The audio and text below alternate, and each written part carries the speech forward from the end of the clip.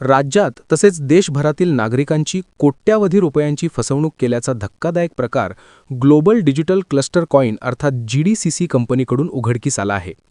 या प्रकरणात सुमारे 38,000 नागरिकांची तब्बल 1,300 कोटी रुपयांची फसवणूक झाल्याची माहिती समोर आली आहे. या संदर्भातील बातम्या MS51 न्यूज चॅनलमार्फत वेळोवेळी प्रसारित करण्यात आल्या होत्या.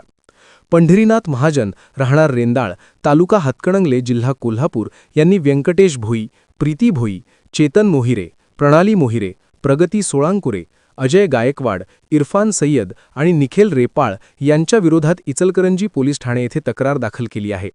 या घोटाळ्यात राज्यातील विविध जिल्ह्यांतील 371 गुंतवणूकदार बळी पडल्याचे स्पष्ट झाले आहे. जालना येथील आमदार अर्जुन खोतकर यांनी विधानसभेत हा मुद्दा उपस्थित केला होता. त्यास उत्तर देताना राज्याचे मुख्यमंत्री देवेंद्र फडणवीस यांनी सांगितले की आरोपींनी बनावट वेबसाईट आणि खोट्या लिंकच्या माध्यमातून GDCC कॉइनमध्ये गुंतवणूक केल्यास दुप्पट परतावा मिळेल असे आमिष दाखवून नागरिकांची फसवणूक केली. या प्रकरणी महाराष्ट्र राज्यासह कर्नाटक राज्यात गुन्हे दाखल झाले असून इचलकरंजी, जालना, ठाणे आणि कराड येथील पोलीस ठाण्यांमध्ये गुन्ह्यांची नोंद आहे. तपासात एकूण 49,94,69,57 रुपयांची फसवणूक झाल्याचे निष्पन्न झाले आहे. मुख्य आरोपी इरफान मोधीन सय्यद हा सध्या फरार असून त्याच्या शोधासाठी लुकआउट नोटीस जारी करण्यात आली आहे.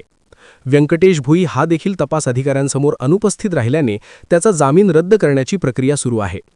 दरम्यान संबंधित आरोपींच्या मालमत्ता जप्त करण्याची प्रक्रिया सुरू असून शासनाकडून कारवाईला वेग देण्यात आला आहे. या गंभीर प्रकरणाची दखल घेत विधानसभेत लक्षवेधी मांडण्यात आली असून दोषींवर कठोर कारवाई करून गुंतवणूकदारांना न्याय मिळावा अशी मागणी करण्यात येत आहे.